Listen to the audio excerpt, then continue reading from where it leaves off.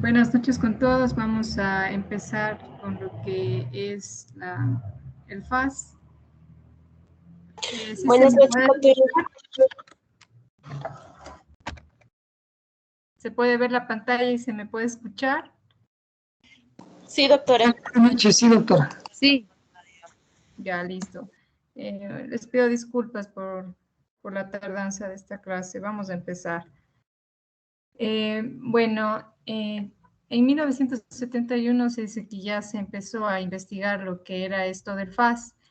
¿Alguien tal vez me puede decir qué significa FAST?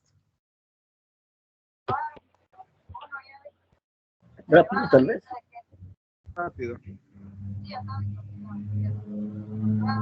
Rápido. ¿Alguien más?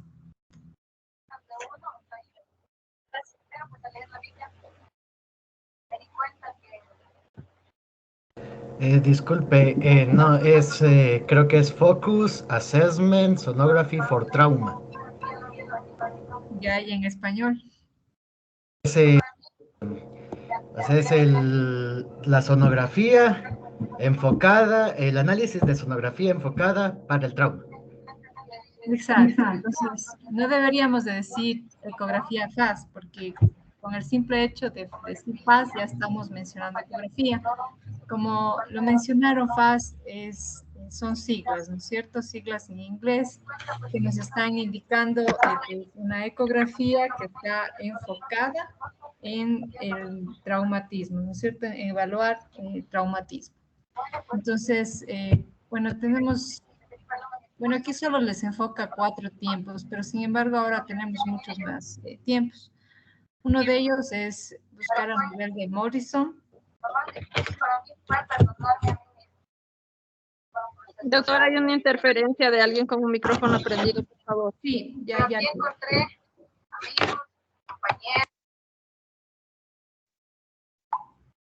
Ya, listo. Entonces, antes pues eran solo estos 4, sin embargo, ahora tenemos el FAS extendido. ¿Alguien que sepa tal vez de qué se trata el FAS extendido?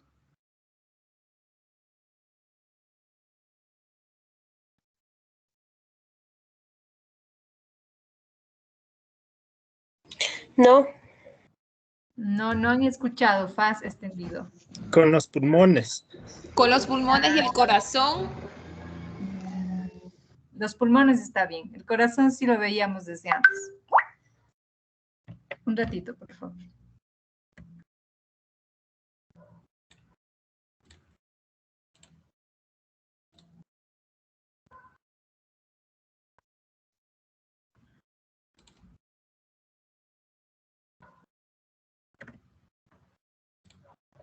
Ya, entonces el FAS extendido se agrega lo que es, ¿no es cierto?, ecotorácico y también el estudio de la vena cava inferior.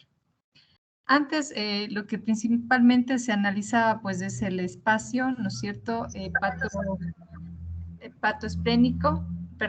renal, el espleno renal, las correderas parietocólicas derecha e izquierda.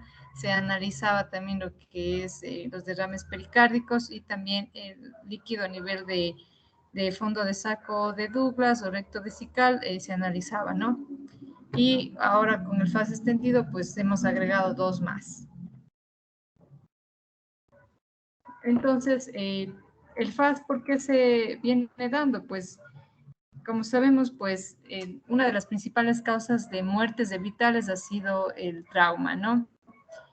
Con el FAS ayudamos muchísimo a nuestros pacientes porque, como sabemos, es un estudio no invasivo, se puede hacer con una ecografía portátil y pues el traumatismo abdominal y torácico es una prevalencia muy alta y se dice que es la tercera causa de muerte por trauma en el mundo. Entonces es muy importante nosotros saber realizar de una manera adecuada, digamos, el FAS, ¿no? Entonces, ¿cuáles serían las principales? ¿Sí se me está escuchando? Sí, Sí, doctora. Sí, doctora. Entonces, ¿cuáles serían las principales indicaciones para nosotros realizar un FAS o una ecografía, ¿no es cierto?, que sea prácticamente enfocada en el trauma? Pues un traumatismo tóraco-abdominal cerrado, un traumatismo tóraco-abdominal penetrante, y si hay sospecha de taponamiento pericardíaco, si hay la sospecha también de hipotensión y no tenemos el origen, y también, sobre todo en mujeres embarazadas, pues va muy bien, ¿no es cierto? No, en estas mujeres, por ejemplo, no, embarazadas no vamos a hacer una tomografía, entonces de ellas de cajón, pues un FAS, ¿no es cierto? Entonces, sobre todo la conducta para poder saber si realmente necesita una cirugía urgente, ¿no es cierto?, nuestro paciente para ver hemoperitoneo. Entonces, como vemos, las incidencias altas, ¿no? Traumatismo cerrado de 8 a 90%, los abiertos de 10 a un 20%. Las causas generalmente, accidentes de tránsito de 68%, las lesiones. En esta parte de aquí, en las lesiones, el FAS realmente no nos ayuda tanto, ¿no es cierto?, para ver lesiones a nivel de intestino delgado, o de hígado no nos ayuda mucho, pero sin embargo para ver hemoperitoneo el FAS tiene una alta, sobre todo, especificidad.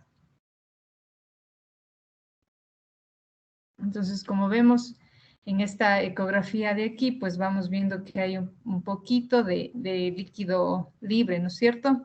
Y como les decía, el FAS tiene, sobre todo en un trauma, en un paciente que está inestable, podemos hacer un eco, ¿no es cierto?, portátil, podemos ver líquido libre, la especificidad es bastante alta, de un 99%, si yo veo áreas así anecoicas, de decir que, bueno, ahí hay líquido libre, ¿no es cierto? Y el objetivo principal de nuestro FAS va a ser ver hemoperitoneo.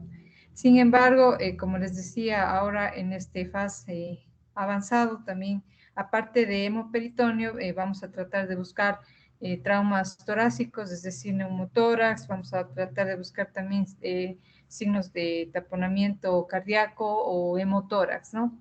Entonces, en estas imágenes de aquí, ¿alguien me puede decir qué estructura estamos viendo aquí?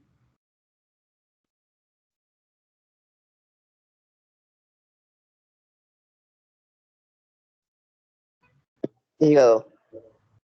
Pleno renal. Allá arriba es pleno renal.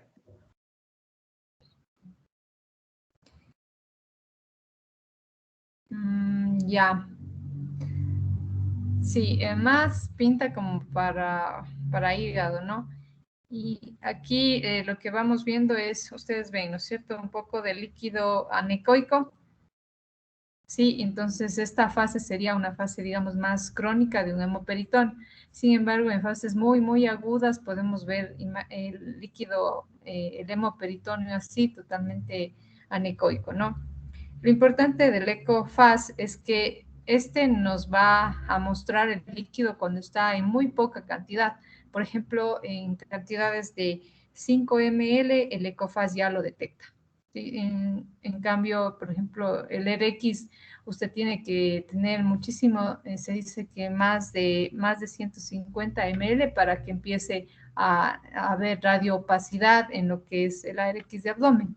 Entonces, como ven, la especificidad de un ECOFAS positivo es muy alta. Entonces, como les decía, el FAS extendido en donde nos vamos hacia tórax, donde nos vamos también a buscar lo que es vena cava inferior, sobre todo en busca de lo que sería, ¿no es cierto?, nuestros neumotórax o hemotórax. Y en lo que es de vena cava inferior para ver signos del colapso, sobre todo de la vena cava inferior. ¿Cuál sería la técnica? Pues depende, ¿no? Si estamos en abdomen, nuestra técnica va a ser con transductores de baja frecuencia de 3 a 5 MHz. Y si vamos ya a la parte torácica, pues los transductores van a ser de alta frecuencia, con frecuencias mayores o iguales a 10 MHz. Ya, este estudio, el FAS, bueno, alguien lo decía al inicio rápido, pues sí, si tenemos un paciente inestable, tenemos que hacer de una manera muy ágil rápida, ¿no es cierto? Entonces, debería de demorarse, se dice que de 3 a 5 minutos. Este estudio, por ende, también muchas veces va a requerir que usted tenga, digamos, un cierto conocimiento en las partes anatómicas y el problema de esto es que muchas veces no va a detectar, como les decía, rotura hepática, rotura esplénica, no va a ser tan específico el FAS. Sin embargo, para la ecografía de tórax, para ver hemoperitoneo, pues sí, detecta, miren, mínimas cantidades de aire libre. Entonces, eso es muy importante, ¿no?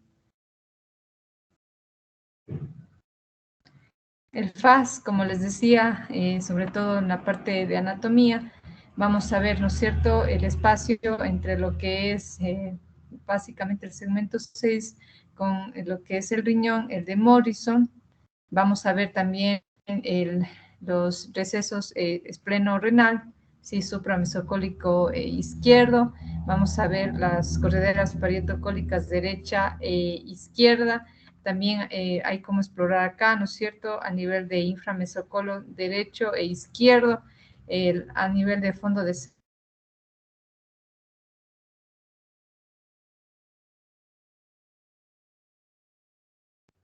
Hola, no se escucha.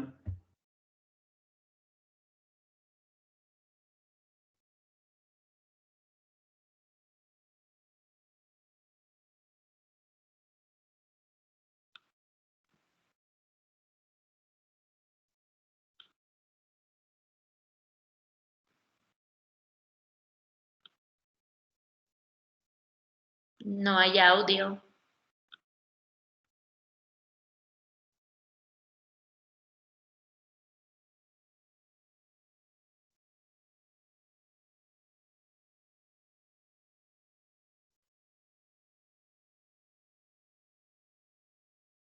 Ahora no se le escucha.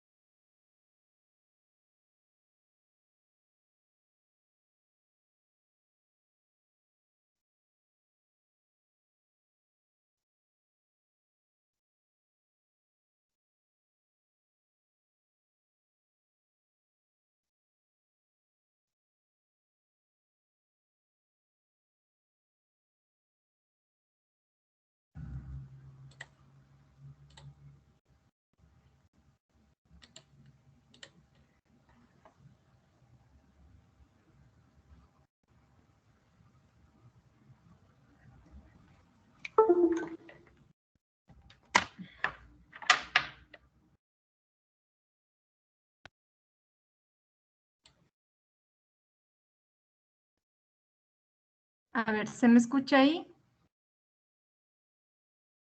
Sí, doctora. Sí, ahora sí se escucha, Ya. Entonces vamos a continuar. Muchas veces nosotros en FAS empezamos con esta ventana, la ventana pericardíaca. Entonces podemos empezar como está aquí, ¿no? Con un transductor convexo a nivel de epigastrio, pero también podemos utilizar, y es mejor si utilizamos el sectorial, ¿no es cierto? Pero hay veces que, por ejemplo, en un eco portátil ustedes no van a tener precisamente un sectorial, pero pueden ir con un convexo, ¿no es cierto? Colocamos en epigastrio, dirigido o presionado hacia abajo. Nuestra ventana generalmente va a ser la parte, lo que sería la ventana del hígado, ¿no es cierto? Esa va a ser nuestra ventana. Tratamos de ver el corazón en nuestras 4 cámaras, ¿no es cierto? Con nuestros ventrículos, nuestras aurículas. Y ahí va a ser la ventana a nivel subsifoideo. Y el hígado, como les decía, va a ser su ventana acústica para poder ver mejor. Sin embargo, muchas veces no es tan fácil ver desde aquí, desde epigastrio. ¿Por qué? Porque son pacientes que están inestables, muchas veces están con dolor o a veces, por ejemplo, hay bastante gas. Entonces, a veces podemos ir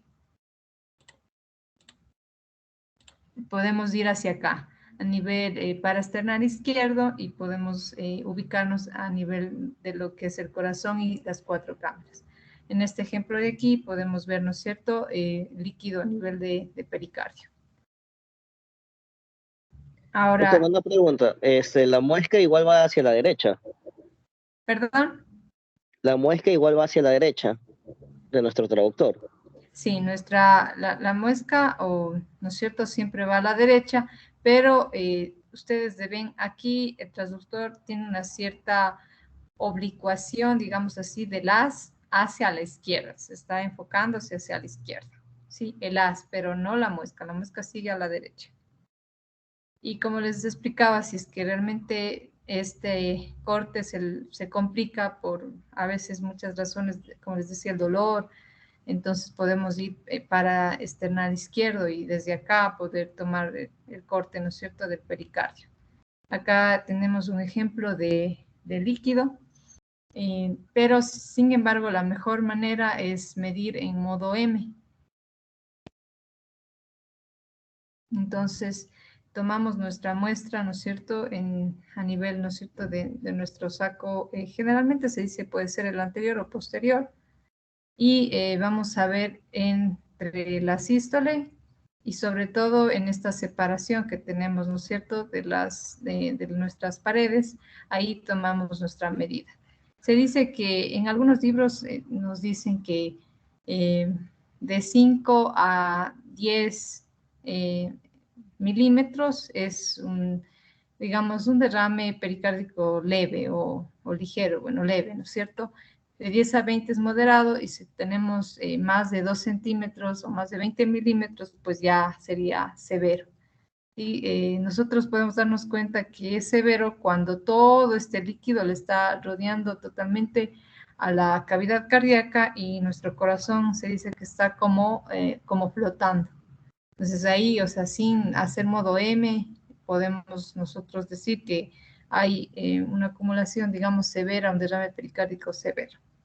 Sin embargo, como les explicaba, a veces no es tan fácil este corte, pero bueno, hay que buscarse las maneras, ¿no es cierto?, para poder realizarlo.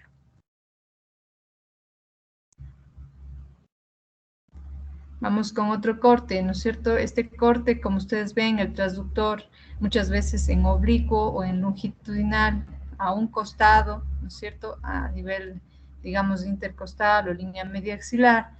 Vamos a poder ver esta parte de aquí, que es el espacio hepato-renal o Morrison, en donde vamos a ver que entre estos dos, esto es lo normal ver, pero sin embargo, a veces aquí, ¿no es cierto?, tenemos áreas anecoicas que podríamos decir que hay ahí líquido libre, ¿no? Es importante también que nuestro transductor, si está aquí, lo tenemos que ir moviendo, a veces haciendo un poco más oblicuo para poder ver bien, porque no solo tenemos que ver aquí el espacio de Morrison, también podemos ver hacia acá lo que sería el espacio subgénico anterior y también poder encontrar líquido libre o muchas veces también derrame pleural.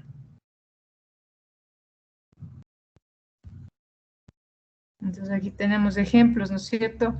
En este paciente de aquí pues vemos un FAS, digamos, negativo, y acá ya empezamos a ver cantidades de líquido libre. Otro ejemplo, ¿no es cierto?, líquido libre en Morrison. Ya, este es a nivel, ¿no es cierto?, de lo que sería espleno-renal. Este también lo ubicamos a nivel un poco más posterior, ¿no es cierto?, en línea axilar posterior, a nivel de octavo arco costal, ¿no es cierto? Nuestro puntero de nuestro ecógrafo siempre tiene que estar, digamos, la señalización derecha tiene que irse hacia la cabeza del paciente, es decir, hacia craneal, y tiene que estar en longitudinal. Ahí vamos a poder ver de mejor manera lo que es nuestro vaso y nuestro riñón. Muchas veces aquí también podemos ver, como ustedes ven en esta flecha, ciertas áreas también de derrame pleural.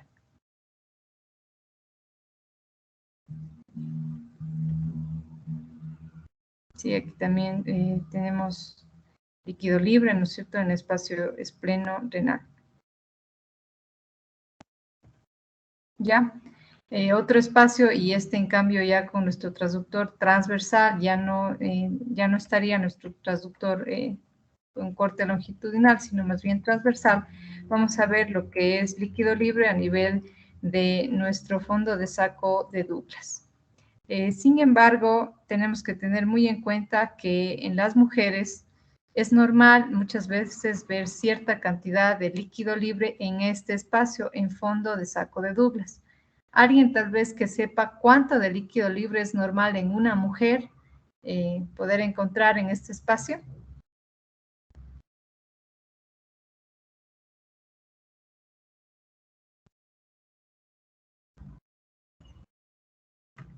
Si no me equivoco, era hasta 20 cc, doctora.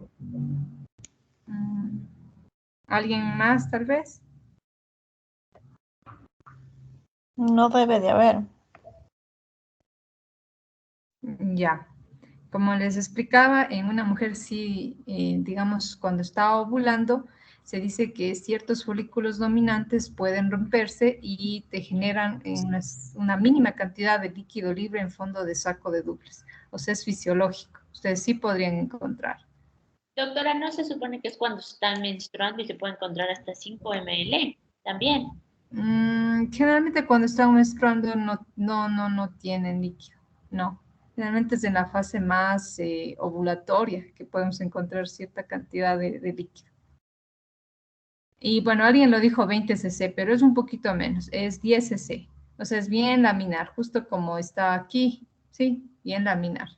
Si obviamente ustedes encuentran ya más de 10 cc, pues eso ya no es fisiológico, ¿no es cierto? Entonces hay que tener también esas anotaciones importantes que en mujeres, ¿sí?, en edad fértil, en fase sobre todo ovulatoria, podemos encontrar una mínima cantidad de líquido libre, 10 cc máximo. Ya. Entonces, aquí tenemos igual una representación de a dónde debemos de ir, ¿no es cierto? En la ventana hacia acá, ¿no es cierto? Morrison, hacia acá, subsifoidea para ver lo que es derrame pericárdico. Podemos también ver espleno renal, pelvis, pero también deberíamos de abarcar estas dos áreas de acá, que son las correderas parietocólicas derecha e izquierda. Tendremos que ahora ya en un faz, digamos, extendido, ir hacia tórax y también ir hacia cava inferior. Ya, ahora es muy importante esto también, ¿no es cierto?, de saber cuánto de líquido libre estoy yo visualizando, porque eso determina mucho también del saber si pues es urgente, le vamos a operar, no le vamos a operar, qué vamos a hacer. ¿Alguien sabe tal vez el cálculo de líquido libre?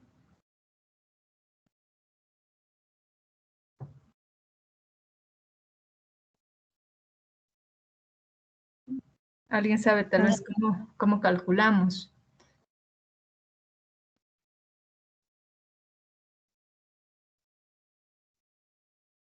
Porque hay muchos que pueden ponerle faz positivo, faz negativo, pero sin embargo ustedes saben que para la reposición de líquidos, para saber si se hace una laparotomía de urgencia, es necesario muchas veces los cirujanos tienen que saber la cantidad.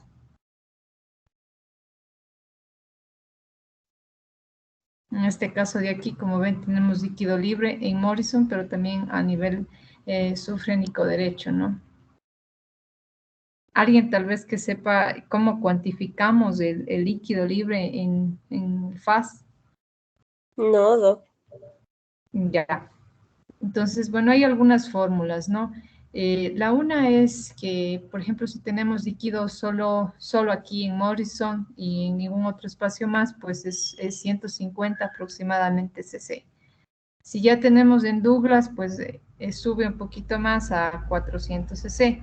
Si tenemos en las dos correderas, incluido Morrison, incluido Douglas, va de 800 a 1000 cc. Y si ya tenemos, como en este caso, en Morrison, espacio sufrénico anterior, las dos correderas, Douglas, puede ir de más de 1000 cc. Sobre todo cuando ya tenemos que ir midiendo este espacio sufrénico derecho y vamos viendo cuánto mide esto. Si solo mide 5 milímetros, pues se dice que es 1000 cc. Si mide 10 milímetros, dice que puede llegar a 2000 cc. Entonces, de esa manera nosotros podemos calcular, estimar la cantidad de líquido. Otras fórmulas es la fórmula de Morrison, en la cual en cambio es un poco más simple, nos dice que solo va a depender de cada espacio y cada espacio le va a valer 200 cc. Entonces, si tengo Morrison 200, Douglas otros 200 más, 400 y así. ¿Sí? Entonces, lo simplifica un poco Morrison, ¿no? 200 cc por cada espacio. ¿Está entendido hasta aquí? Sí. Ya, sí. listo. Les voy a poner unos dos videos para más o menos explicar. En un video me parece que faltó la ventana de pericardio y también la ventana pélvica, ¿ya? Sin embargo, está un poco la explicación, cómo vamos haciendo estos ecos. Como les digo, son ecos realmente rápidos, de 2 a 3 minutos, muchas veces en pacientes totalmente inestables. En este caso vamos a la exploración de lo que es un FAS. Empezamos con el transductor en oblicuo, ¿sí? Hacia nuestra parte más lateral para poder ver el espacio de Morrison, ¿no? Estamos viendo ahí el riñón, el polo superior e inferior y también el hígado. Este espacio de aquí, conocido como espacio de Morrison, pato renal, ¿no es cierto? Para poder ver ahí líquido libre. Si vemos claramente, ahí no tenemos líquido libre. Vamos también más abajo y con nuestro transductor en longitudinal, corredera peritocólica derecha. Vemos ahí que no hay líquido libre o áreas anecoicas, ¿no es cierto? Podemos ir moviendo nuestro foco a la área de interés. De ahí, si tenemos el paciente estable, le podemos decir que se mueva un poquito para poder ver nuestra otra corredera peritocólica izquierda, ¿sí? Con el transductor en longitudinal. Vamos a ver lo que es el espacio espleno-renal. Podemos decir al paciente que se mueva un poquito, si está estable, para poder visualizar de mejor manera este espacio entre el vaso y el riñón izquierdo. No hay áreas anecoicas, es un FAS negativo, ¿no es cierto? No hay líquido libre. Exploramos bien esa parte, nuestro foco está bien. Ya, como les explicaba aquí, aún nos falta en lo que es vena cava, pericardio y también un poco de lo que es a nivel de pélvico, ¿no? El espacio rectovesical. Aquí un poco la explicación de lo que sería un eco torácico. Igual, como les digo, son ecos rápidos. Esto en pacientes estables, ¿no? Usted puede decir que el paciente se siente o esté como que semisentado, pero si el paciente no está estable, obviamente usted tiene que hacer como está el paciente, ¿no es cierto? Y se va a acomodar usted. Podemos hacer esto con transductor lineal o convexo, con el transductor que muchas veces usted disponga. De lo que es el eco torácico, como ven, el paciente tiene que estar semisentado si es que es un paciente estable, si no, pues como esté. Y podemos ver el movimiento, ¿no es cierto? Para tratar de descontar. Ahí estoy explicando un poco de lo que es esta línea ecogénica, que es las pleuras, ¿no? Pleura parietal y pleura visceral, y aquí están los dos arcos costales. Este signo es un signo de deslizamiento, básicamente es el signo para el neumotórax, ¿ya? Para ver deslizamiento es el hallazgo del murciélago, que ya les voy a explicar posteriormente. Aquí vamos viendo, ¿no es cierto?, de craneal a caudal, desde la línea medio axilar, línea axilar anterior, medio clavicular, y desde de arriba hacia abajo en los dos hemitórax.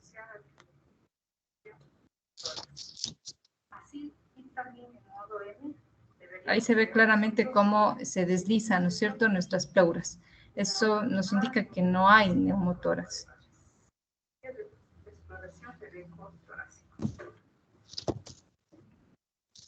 Listo. Se pudo escuchar, se pudo entender un poco esta parte. Sí. Gracias. ¿Perdón?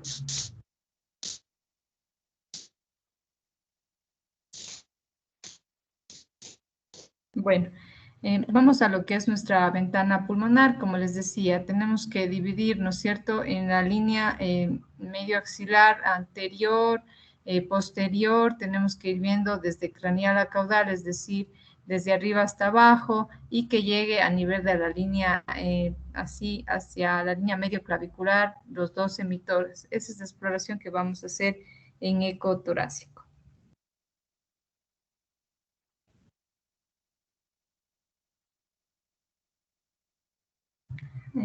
Ya, entonces vamos a empezar, ¿no es cierto?, desde nuestro cuarto espacio intercostal, la línea axilar anterior, la línea axilar media y luego nuestra línea axilar posterior. Ese va a ser el recorrido que va a ser nuestro transductor. En pacientes inestables, pues podemos lograr que llegue a esta posición, sería lo ideal para hacer esta ecografía.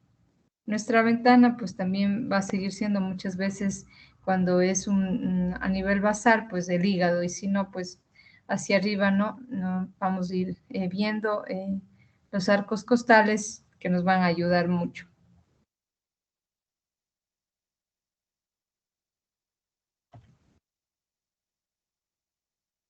Sí, entonces esta es la imagen que nosotros vamos a obtener, como les mostraba en el video.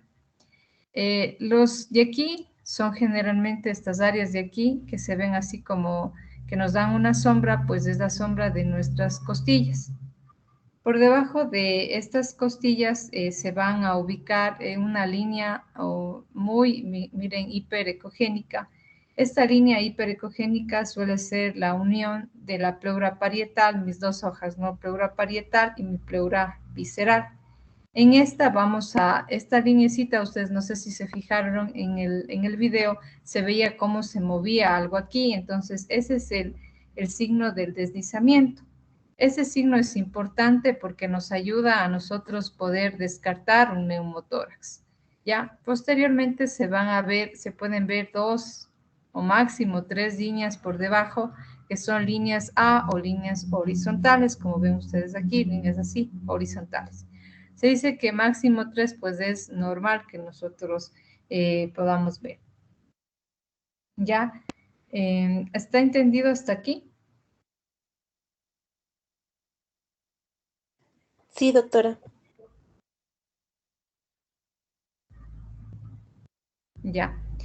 Cuando hay la presencia de las líneas A, digamos, o sea, hay muchas líneas A, demasiadas líneas A, pues eso nos puede indicar que es un pulmón con hiperinsuflación, con atrapamiento aéreo, en casos, por ejemplo, de POC o asma. Entonces, lo normal es ver, eso les decía, hasta 3. Si vemos solo 3, pues en cambio nos puede indicar que no, pues no hay neumotórax. Si se está deslizando estas hojas pleurales, pues no hay sospecha de neumotórax. Y si hay un excesivo número de líneas A y no hay este movimiento o deslizamiento de la pleura, también en cambio nos puede indicar neumotórax. O sea, si tengo más de 3 líneas A, hay excesivas líneas A, también me puede indicar o ser sospecha de un neumotórax. Ya, esta línea de aquí, que es la línea pleural, se dice que tiene que medir máximo 2 milímetros, no más de esto. Sí, con el transductor convexo vamos a ver esta típica imagen que son mis dos arcos costales y mi línea hiperecogénica, que es mi pleura. Como ustedes ven aquí con el transductor convexo, se parece esta imagen, como ustedes ven, a un murciélago. Entonces, se dice que las alas son los arcos costales y el cuerpo de mi murciélago es mi línea pleural, ¿no? Cuando hay esta imagen y sobre todo hay este movimiento de las pleuras, nosotros podemos descartar que haya un neumotórax, si hay este deslizamiento de mis hojas pleurales. Eso con el transductor convexo.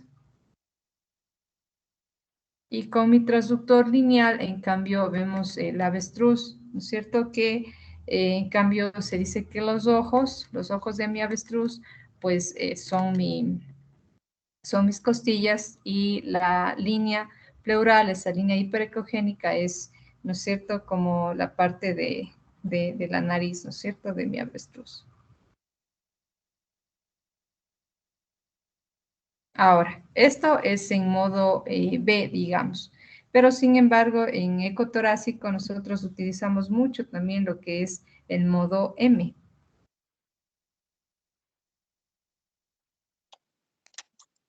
¿Hasta aquí está entendido? Sí, doctora. Sí, ya. El modo, aquí está, tenemos un modo B, ¿no es cierto?, con el signo del murciélago, como les explicaba, con transductor convexo. Y acá empezamos a ver en modo M una representación tanto de lo normal, ¿no es cierto?, cómo se mueve realmente mis hojas pleurales. Y aquí se ve básicamente el signo, ¿no es cierto?, de lo que es la orilla y también del mar. Y acá vemos el signo de código de barras. Ya les voy a ir explicando. Este signo de aquí se dice que es el signo punto pulmón, en donde vamos a ver, este es un pulmón, digamos, que está normal, y este es un pulmón de acá que ya tiene presencia de neumotórax. Esto en modo M.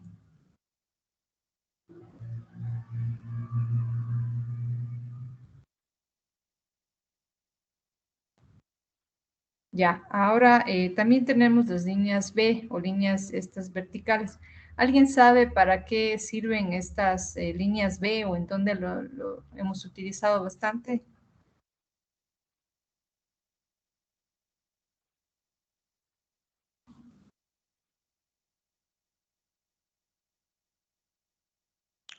No, doctor.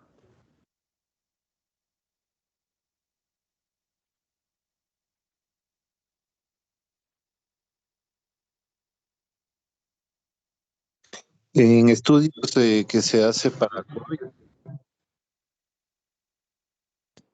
Estudio que se hacen para, en estudio que se hace para COVID. Sí, para COVID. Sí, para COVID. ¿Por qué? Porque se ve afectado el parénquima pulmonar. Ya, ¿qué parte del parénquima pulmonar?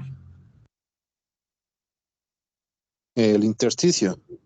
Ya, muy bien. Entonces, sí, las líneas B prácticamente indican muchas veces edema, ¿no es cierto? Y también la afectación, sobre todo a nivel intersticial de los septos interlobulares.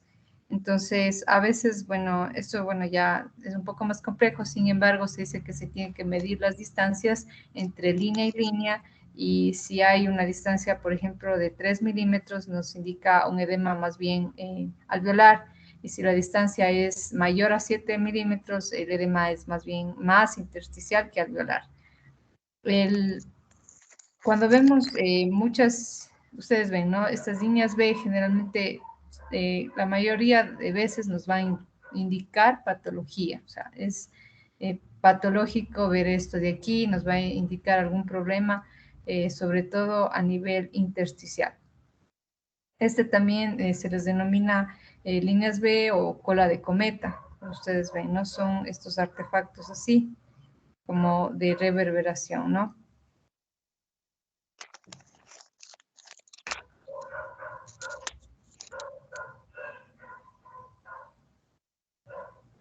Entonces, miren, cuando tenemos un pulmón así como la primera imagen en donde hay 2 o 3 líneas A, pues ahí digamos que prácticamente es un pulmón normal, ¿no?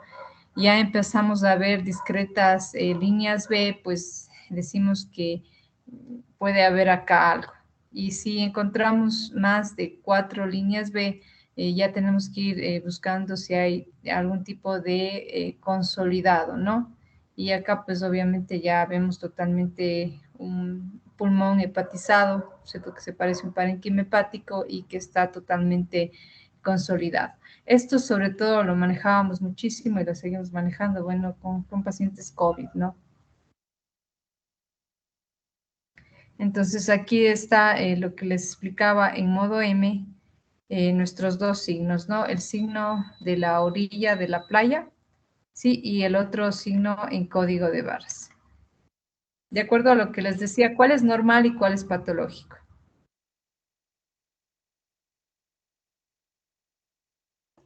Arena de la playa normal, el patológico, las olas del mar. ¿Cómo? El de arena de la playa, que es el signo normal, y las olas del mar, que sería el patológico. No, a ver, el signo de la orilla de la playa es el mismo signo. De la orilla de la playa. Ya, pero es el mismo signo, no son dos.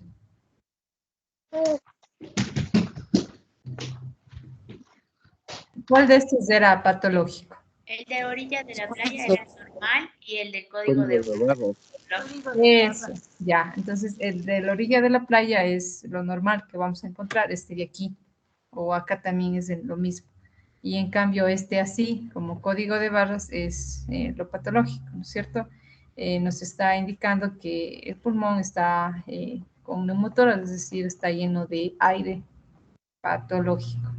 Entonces, acá, como vemos, este es un modo M, donde se dice que las dos áreas, sobre todo superiores, van a corresponder a la pared torácica y esta representa lo que es la orilla, toda esta parte de la orilla, ¿no? Y en cambio la parte inferior o aspecto un poco más granulado, esto indica lo que es la pleura. Sí, entonces esto es lo normal. En modo M, si ponemos en pulmón y vemos esto es normal. Y esto de acá es lo patológico, el código de barras. Si vemos totalmente así, si no vemos ese aspecto granulado, pues eso ya es patológico.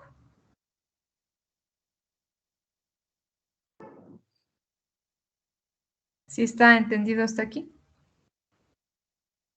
Sí. Ya. ¿Sido? Ya, entonces con transductores generalmente lineales de alta frecuencia, si encontramos esto de aquí, como ustedes ven, tenemos el signo de la orilla de la playa, sí, la parte granulada, las pleuras, que está totalmente bien, normal. Y acá, miren, un código de barras, todo así en líneas. Esto nos indicaría presencia de neumotórax asociado, ¿no es cierto?, a también una disminución del deslizamiento de las pleuras, asociado también a ver no ver muchas líneas A.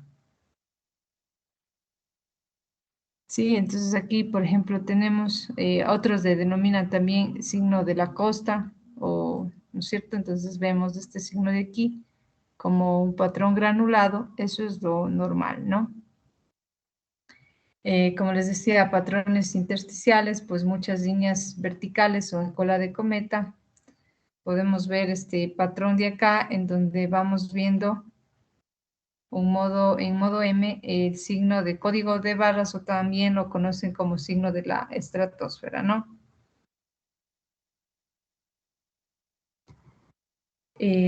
Cuando vemos, algunos dicen, cuando vemos 3 líneas B, pues esto también sería un indicativo de que no hay, o sea, es muy difícil de que haya un neumotórax. Ustedes saben tal vez cuánto de aire libre, o creo que sí les mencioné, puede detectar la ecografía de aire libre.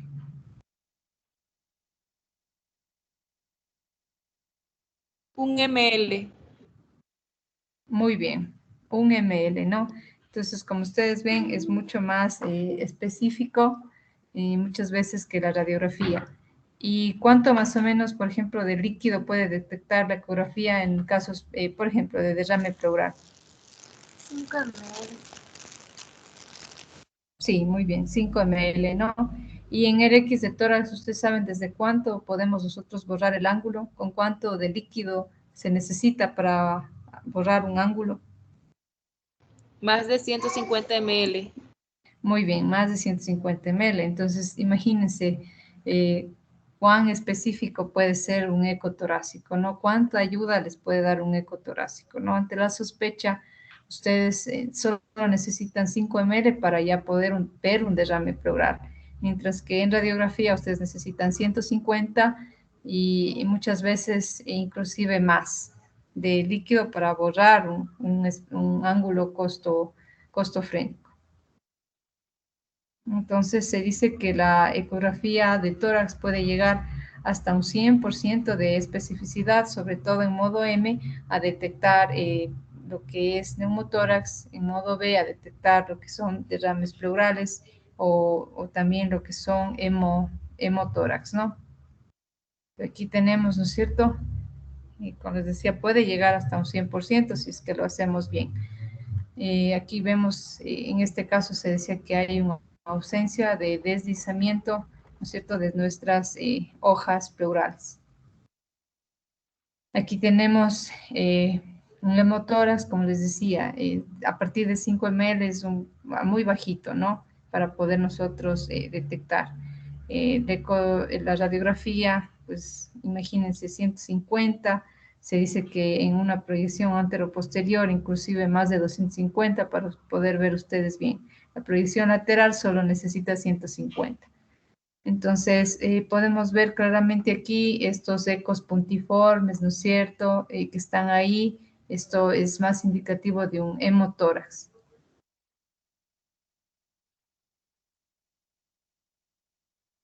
¿Hasta aquí está entendido, está comprendido esta parte?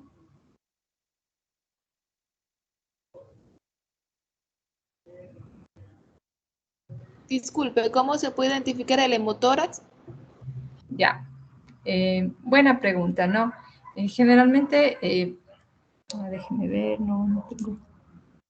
Bueno, generalmente, ¿ustedes ven este puntero? ¿Sí lo ven? Sí. Ya, entonces nosotros podemos medir, ¿no es cierto? Desde la parte pleural hasta, por ejemplo, el pulmón, ¿no es cierto? Nosotros sí podemos ver el pulmón. Podemos medir todo este diámetro en AP, ¿no? En longitudinal, en AP. Sí, y esa medida la podemos multiplicar por 20. Y de esa manera podemos tener un cálculo aproximado de cuánto de líquido tenemos de hemotórax o de derrame pleural. ¿Ya? Entonces eso sí es importante porque también de acuerdo a eso pues vamos a colocar o no vamos a colocar un tubo torácico, ¿no es cierto? Entonces esa es una forma que ustedes podrían hacer para calcular. Y es importante que siempre en nuestros informes esté calculado la cantidad de derrame pleural, la cantidad de líquido libre. ¿Está claro esa parte? Doctora, ¿nos podría ayudar con un ejemplo? Tal vez, y dándonos un diámetro para calcular y viendo si está bien, por favor. Ya, a ver, déjeme, pero no le podría medir, no sé, a ver, déjeme ver si aquí puedo medir. Me sale algo para medir. No me sale. No, espérenme un ratito para ver. Tengo herramientas. A ver.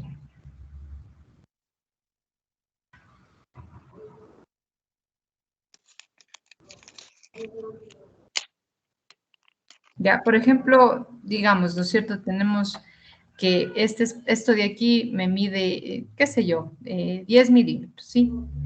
Esos 10 milímetros, ustedes lo tendrían que multiplicar por 20. ¿Cuánto más o menos les sale? 200.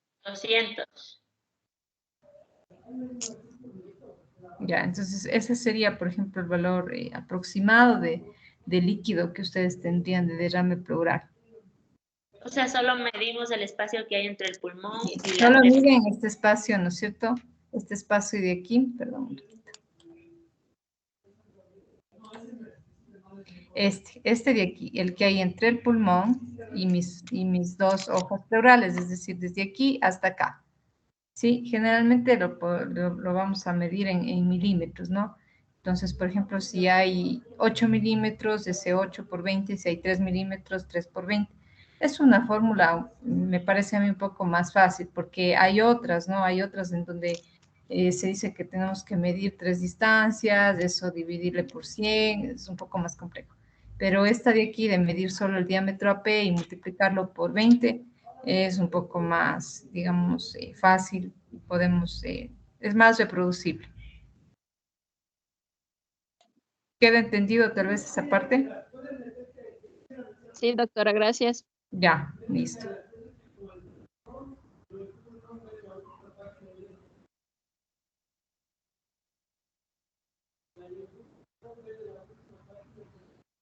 Ya, vamos a ir con la última parte de este tema, es lo que es la vena cava inferior, ¿no? Alguien tal vez que haya hecho tal vez esto de la exploración de la vena cava inferior.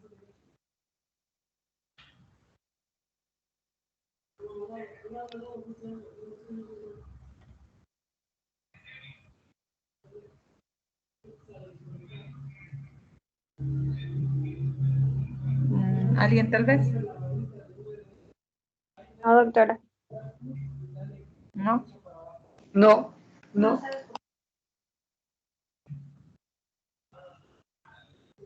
No, doc.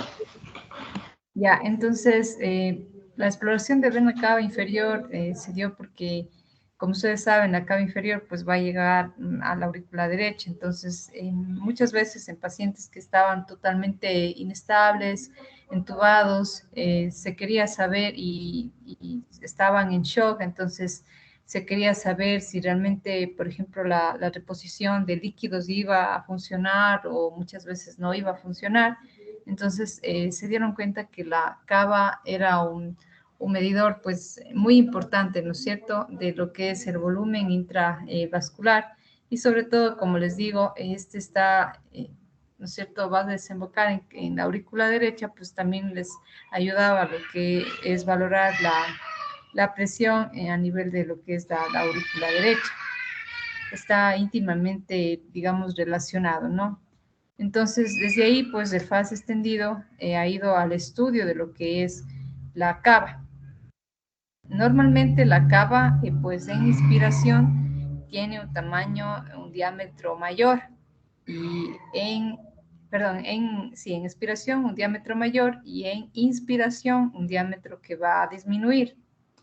Ya, la cava generalmente puede ir desde los 15 a 25 milímetros, eso es normal cuando está en expiración, pero en inspiración este diámetro se dice que puede bajar hasta un 50%, eso es lo normal, o sea que haya un cierto tipo de colapso, digamos, de la vena cava inferior. Estos valores nosotros tenemos que hacerlos en modo M, ¿ya? Entonces, como ustedes ven aquí, tenemos aquí la parte del segmento 2 hepático, lóbulo caudado, y más abajo vemos esta área anecoica, que sería mi cava inferior. Esta cava se dice que se tiene que hacer la medida de mi modo M a 2 centímetros de lo que es la unión de la cava con la parte de la aurícula derecha. Y tomamos los diámetros, como les decía, tanto el diámetro mayor en expiración y mi diámetro menor en inspiración. Entonces, lo normal es que suceda esto, ¿no? Que haya un cierto tipo de colapso en inspiración de la vena cava inferior, sobre todo en pacientes, digamos, sanos, ¿no? Como decía, en muchos casos, en pacientes no entubados, este cambio pues no se va a dar, ¿no? Este es un ejemplo del hospital donde estoy actualmente laborando, como hicimos la toma, ¿no es cierto?, en modo M de lo que es mi cava inferior, Y ustedes ven aquí claramente esta ondulación, ¿no es cierto?, de mi cava. Estamos aquí en expiración con mi diámetro mayor, que me midió 11, y en inspiración mi diámetro fue de 5.5. Como ven ustedes, hay un colapso, ¿no es cierto?, en inspiración, hay una disminución del diámetro de mi cava de un 50%. Ahora, esto, digamos, básicamente es lo normal que debería de ocurrir. Sin embargo, en estos pacientes inestables se ha visto que pues a veces la cava no precisamente se va muchas veces a colapsar, ¿sí? O no va a haber digamos, una respuesta. Entonces, de acuerdo a eso, también vamos a ver si realmente la reposición de líquidos me va a ayudar a mi paciente o no me va a ayudar. Entonces, el índice de la cava inferior se mide con el diámetro, este diámetro de aquí, así, medido en modo M, mi diámetro máximo en expiración, mi diámetro mínimo en inspiración, sobre el diámetro máximo por 100. Entonces, de acuerdo a esto, se dice, algunas guías nos dicen que el 18%, hay otras que nos dicen el 12%. Bueno, si esto hay un cambio, ¿no es cierto? Hay un cambio del diámetro de mi cava de la expiración en relación a inspiración. Si hay un cambio mayor al 18%, si este índice es más del 18%, nos sugiere que realmente este paciente sí puede responder a la reposición de líquidos, ¿no es cierto? Con un valor predictivo, miren, alto, ¿no? De un 90 o más de un 90%. Entonces, esa es básicamente la importancia de medir el colapso, de medir lo que es la cava inferior. Como ustedes ven aquí, más ejemplos, ¿no? Mi diámetro en expiración de 28 milímetros, mi diámetro en inspiración de 20 milímetros. Ustedes ven que no hay una variación, digamos, importante. Aquí está mi cava, ¿no es cierto? El lóbulo izquierdo hepático y la medida en modo M. Entonces aquí tenemos, como les explicaba, el diámetro, ¿no? El diámetro se dice que cuando está muy pequeña mide menos de 10 milímetros y no tiene ningún cambio, ¿no es cierto? Perdón, sí se puede colapsarse. Lo normal es esto, que mida de 15 a 25 milímetros y que haya un colapso o una reducción del diámetro de más del 50%. Sí, y miren la presión estimada a nivel de aurícula derecha de 5 a 10. En algunos se puede considerar normal con un poco menos del 50% de la reducción del diámetro. Sin embargo, se dice que está muy dilatada si mide más de 25 milímetros y no hay una reducción de su diámetro, ¿no? O hay una reducción menor al 50%, va subiendo mi presión. Y muchas veces, pues, hay una dilatación, pero no hay ningún colapso, se dice que la presión está elevada, ¿no? En estas pacientes se dice que pues no va a ayudarles lo que es la reposición de líquidos y se ha visto que el pronóstico en estos pacientes es, digamos, es peor, ¿no? Tienen peor pronóstico estos pacientes donde no hay colapso de la cava inferior.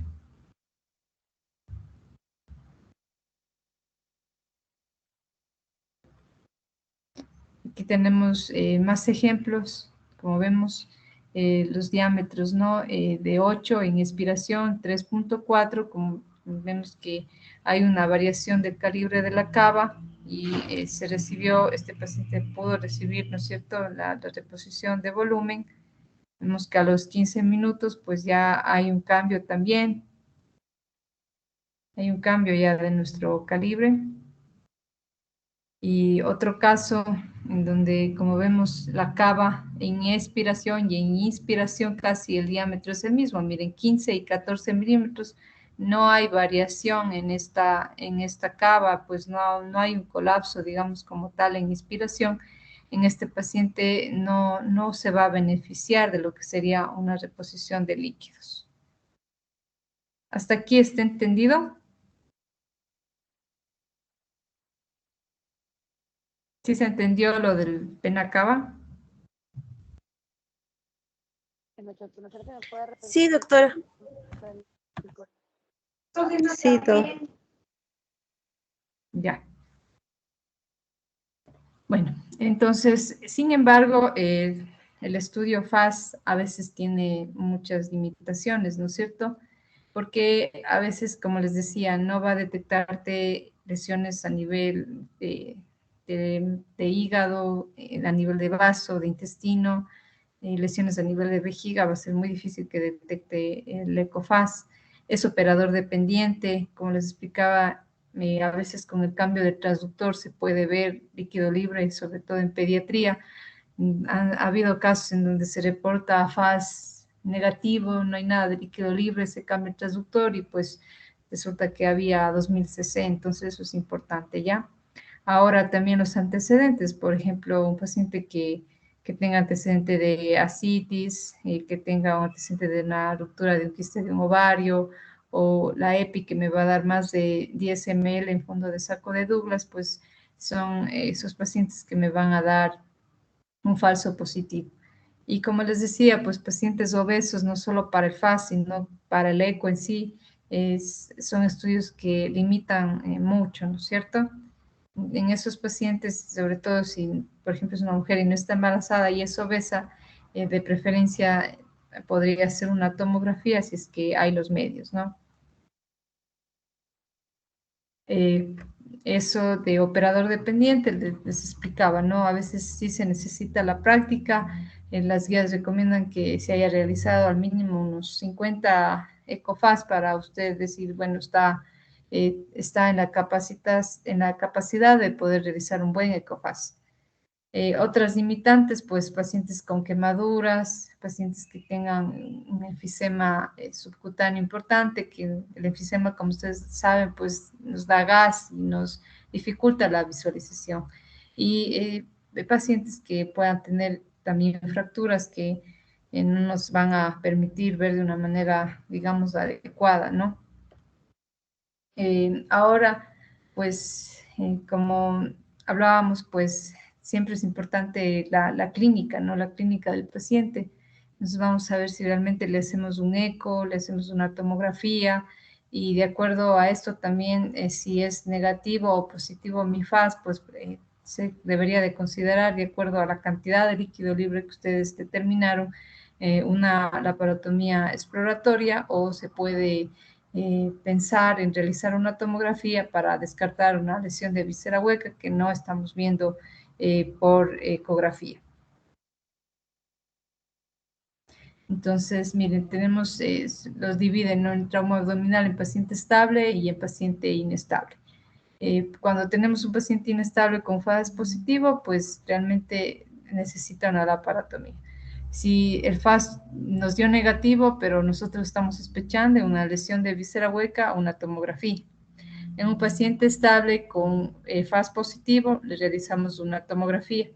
Y si el FAS me dio negativo, se dice que se debería de hacer ecografías seriadas de 6 a 12 horas si usted aún sigue con la sospecha, ¿no?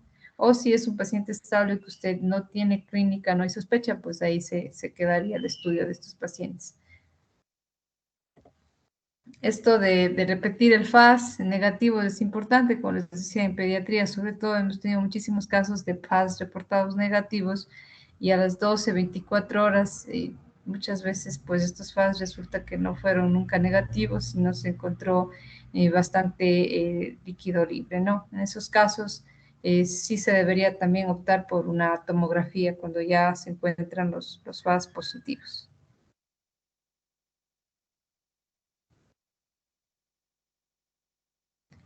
Bueno, esto ya hablamos un poquito de los falsos positivos, como les decía, por ejemplo, muchas veces vemos esto de aquí, que bien podría ser un quiste y pensamos que es líquido libre. Podemos pensar que la vejiga también es líquido libre, ¿no? Entonces, esa parte de ahí es importante, ¿no?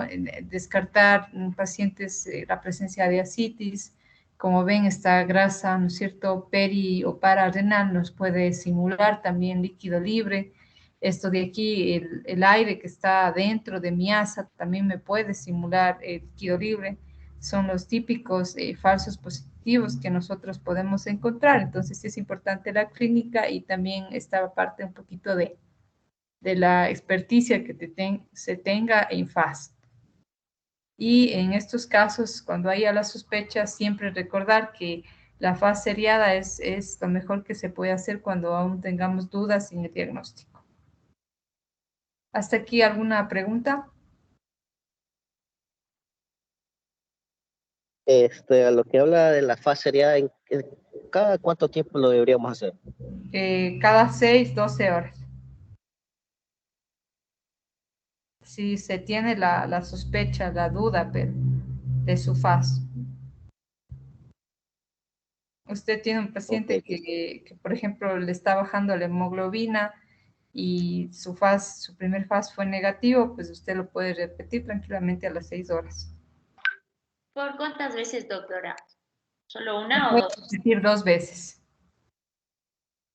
Y si usted aún tiene la sospecha y tiene 3 FAS negativos y no está embarazada la paciente, pues puede hacer una tomografía.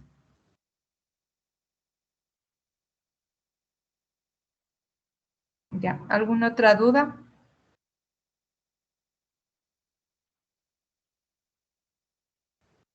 Y en caso de niños también se utiliza el convexo. No, como les explicaba, en casos de niños, lo ideal, sobre todo si tienen menos de un año, un lineal. Un lineal porque les va a ver con mayor profundidad líquido libre. Y como les decía, hemos tenido en mi hospital muchísimos errores, ¿no es cierto? Muchísimos errores de poner FAS negativos, cuando realmente fueron FAS de 2000 hasta 3000 cc, porque se utilizó realmente un transductor equivocado.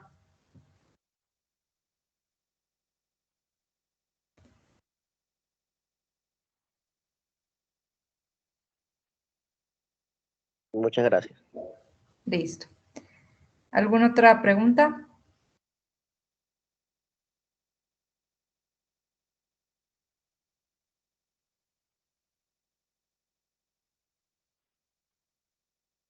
Ya, entonces vamos a ir viendo estas imágenes y me gustaría que me ayuden con lo que ustedes creen que es, ¿sí? Para ver cómo nos fue con esta clase ya.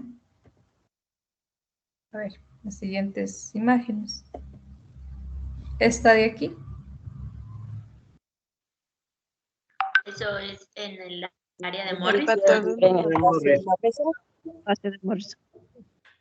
Ya, muy bien, ¿no? Espacio hepatorrenal, Morrison, que tiene líquido libre, ¿no es cierto? Hay esta área anecoica aquí, separando a mi hígado de mi riñón, es un FAS, digamos, positivo, con líquido libre en Morrison. Ya. Queda claro esa parte. Esta imagen de aquí. Esa es de murciélago. Signo de murciélago. Ya, ¿en dónde veíamos? Pulmón. Pulmón. Normal. Normal. Pura pulmón normal. Pulmón, pero ¿qué signo Normal. es ese? ¿Cómo? Normal. Murciélago. El de murciélago. Sí, ya. Es el signo del murciélago, ¿no es cierto? Pero es el signo del deslizamiento pleural. ¿Sí? Si vemos el deslizamiento de esta línea hiperecogénica, es un signo normal. Esto lo vemos generalmente con un transductor, digamos, convexo. Vemos aquí, ¿no es cierto?, los arcos costales y mi línea, ¿no? Entonces, sí, es el signo del murciélago, es un signo, digamos, que me está descartando neumotórax, pero siempre y cuando esta línea tenga un deslizamiento, porque si esta línea no se desliza, pues ahí me indicaría, en cambio, neumotórax. ¿Entendida esa parte? Sí. Entendido. Sí, doctora. Listo. Ya. ¿Estoy aquí? AP de pulmón. Derrame pleural. Derrame pleural. Sí, pero ¿se acuerdan? Siempre tenemos que acordarnos de Hemotórax. eso, de la ecogenicidad. ¿No es lo mismo? Esto totalmente, como vemos aquí, miren, esto está totalmente, digamos, negro, anecoico, no hay nada dentro. que aquí tenemos ecos finos, ¿no es cierto? Entonces, estos ecos finitos a mí me indican que hay una degradación de ese líquido. Entonces, esto es un hemo, ¿no es cierto? Es un hemotórax. Hemotórax. Sí, entonces, siempre que ustedes vean esta degradación así, si están en abdomen, si están en tórax, ustedes pueden dar diagnóstico, por ejemplo, de hemoperitoneo, porque este líquido tiene esa degradación así, con ecos finos, puntiformes, ahí moviéndose, es un hemo. Ya, muy bien. Este ejemplo de aquí.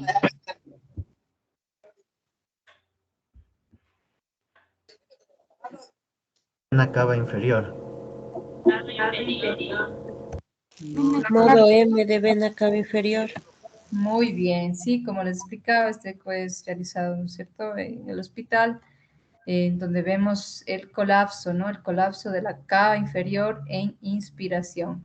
Sí, esto es un paciente normal que tiene un colapso de un 50%, miren, de su cava. De 11 me bajó a 5.2.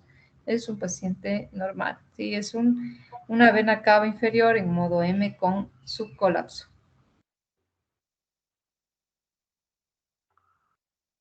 Y esta de aquí. Derrame pericárdico. Derrame pericárdico. Ventana. Muy bien. Sí, es una ventana en pericardio con derrame, ¿no? Está, miren cómo está casi que, falta un poquito más para que esté mi corazón ahí flotando, ¿no? Severo. Sí, tenemos el tabique interventricular, mis ventrículos, mis aurículas, ¿no es cierto? Y tenemos este derrame severo. Cuando está mi corazón flotando en líquido, es un derrame severo, ¿no? Más de 20 milímetros o más de 12 C de mi diámetro, medido en modo M, pero no aquí, medido en modo M, es derrame pericárdico severo. Listo, eso ha sido todo en esta clase de FAS. Espero que sus dudas hayan sido aclaradas. Y bueno, les esperamos para el día de mañana. No sé si hay alguna otra duda.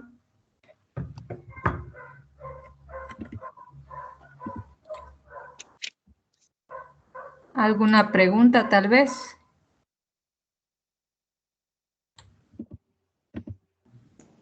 No, ¿No? Bueno, eso sería todo. Les agradezco mucho por la atención. Gracias, doctora. Gracias. Muchas gracias. Doc, ¿y la clase de mañana cuál es el tema? A ver, la clase de mañana vamos a ir con lo que sería un poquito de eco transfontanelar. Doc, ¿será que estos temas del ECOFAS tal vez que también hacer? Sí, ya les vamos a escribir, algunos artículos de estas clases que estamos dando estos días. Gracias. Ya, muy amables. Gracias, doctora. Linda noche. Muchas gracias. Gracias, doctora.